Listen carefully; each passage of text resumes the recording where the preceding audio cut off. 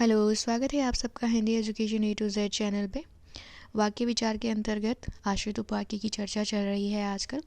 और आश्रित उपवाक्य के भेद के अंतर्गत मैं पार्ट 2 लेकर के आई हूँ, जिसमें हम आश्रित उपवाक्य के तीनों भेदों में से तीसरा जो अंतिम भेद है क्रिया विशेषण उपवाक्य, उसकी हम चर्चा करने जा रहे हैं आज की इस वीडियो में। पिछली वीडियो ज़रूर देखिएगा क्योंकि वहाँ पर आश्रित उपवाक्य के प्रथम 2 भेद आपको पढ़ने को मिल जाएंगे। आइए शुरू करते हैं आज का लेसन। वाक्य में यह उपवाक्य यानी कि क्रिया विशेषण उपवाक्य क्रिया की विशेषता की तरह प्रयुक्त होता है, यानी क्रिया की विशेषता बताता है। तो उदाहरण से इसी बात को समझ लेते हैं। मोहन नहीं आया क्योंकि उसकी बस छूट गई थी। अब मोहन नहीं आया, यह तो हो गया प्रधान उपवाक्य, क्योंकि पहचान संबंधी बिंदु है। इसे मैं आगे और एक्सप्लेन करूँगी। आगे बढ़ते हैं।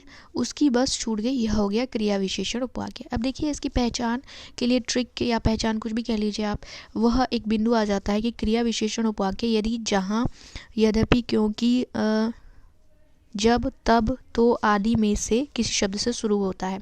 तो इन शब्दों से यानी कि यदि से शुरू हो जाए, जहाँ से शुरू हो जाए, यद्यपि, क्योंकि, अगर इन शब्दों से शुरू हो रहा है वाक्य का कोई भाग, तो वो क्या हो जाता है, वो जो भाग हो जाता है वो क्रिया विशेषण उपवाक्य हो जाता है। क्रिया विशेषण उपवाक्य के 5 प्रकार हैं। कितने प्रकार हैं? तो 5 प्रकार हैं। पहला भेद है स्थानवाचक क्रिया विशेषण उपवाक्य। ये जिधर, जहाँ से आरंभ होकर स्थान का बोध कराते हैं।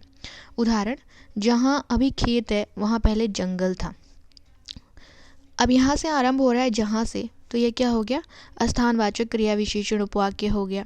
और इसके बाद जो वाक्य है, उपवाक्य जो है वो है प्रधान उपवाक्य। दूसरा कालवाचक क्रिया विशेषण उपवाक्य है। ये जब, जब तक, जब जब, ज्यों से आरंभ होकर काल का बोध कराता है। काल यानी कि समय का बोध कराने वाले जो शब्द हैं, जिनसे आरंभ होता है वाक्य का भाग यानी कि उपवाक्य, उसे हम कहते हैं कालवाचक क्रिया विशेषण उपवाक्य। इसी को उदाहरण से जानते हैं।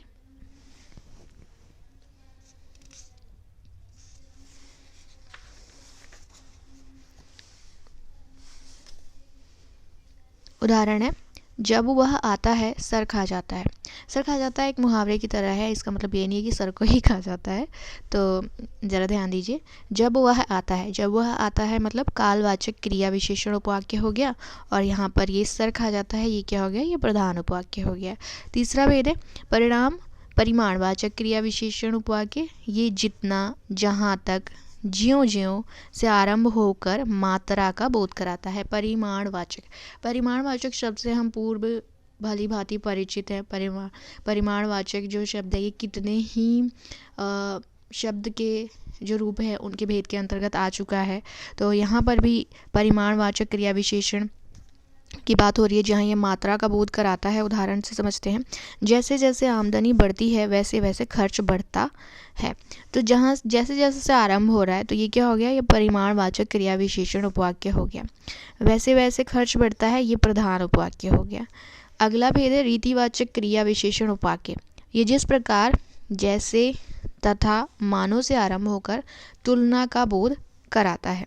रीतिवाचक क्रिया विशेषण का क्या कार्य है? ये तुलना का बोध कराता है। उदाहरण, जैसे अमीर के मन में इच्छाएं उठती हैं वैसे गरीब के मन में भी इच्छाएं उठती हैं। अब ये जैसे से जो बिंदु आरंभ हो रहा है, जो उपवाक्य आरंभ हो रहा है, ये क्या हो गया? ये हो गया रीतिवाचक क्रिया विशेषण। और अगला जो उपवाक्य है वो हो गया प्रधान उपवाक्य। कारणवाचक क्रिया विशेषण उपवाक्य की बात करते हैं। ये क्योंकि, यद्यपि, यदि, कितना भी, भले ही, चाहे, जिससे कि, से आरंभ होकर कारण, उद्देश्य या शर्त का बोध कराते हैं। तो कारणवाचक क्रिया विशेषण ये अपने नाम से ही अपना परिचय दे रहा है कि मतलब इसका कार्य क्या है। तो ये कारण का बोध कराएगा, उद्देश्य का भी बोध कराएगा और शर्त का भी बोध करा सकता है। यह तीनों में से किसी एक का बोध कराएगा। तो वहाँ पर क्या हो जाएगा? वहाँ पर कारणवाचक क्रिया विशेषण उपवाक्य हो जाएगा। उदाहरण से समझते हैं इसी बात को।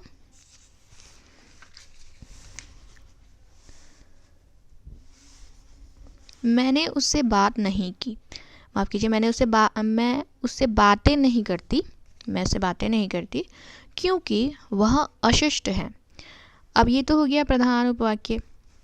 क्योंकि से आरंभ हो रहा है और कारण की अभिव्यक्ति कर रहा है। क्यों भाई, क्यों बात नहीं करती, तो कारण की अभिव्यक्ति कर रहा है, तो ये हो गया कारणवाचक क्रिया विशेषण उपवाक्य। आगे कुछ बिंदु हैं वो भी देख लेते हैं। कभी कभी कारणवाचक क्रिया विशेषण उपवाक्य में जिससे की और जिससे के बदले की का भी प्रयोग होता है।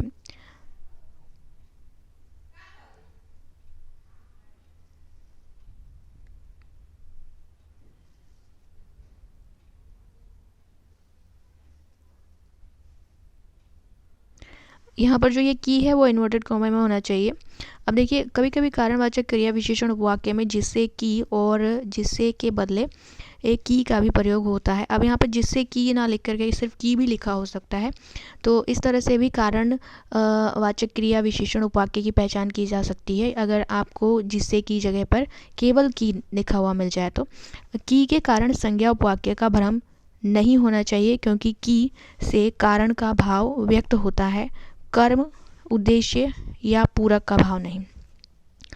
तो ये वीडियो यहीं पर समाप्त होता है। छोटा सा बिल्कुल वीडियो है। आशा करती हूँ ये आपके लिए लाभकारी रहेगा। मिलते हैं अगले वीडियो में, तब तक के लिए धन्यवाद।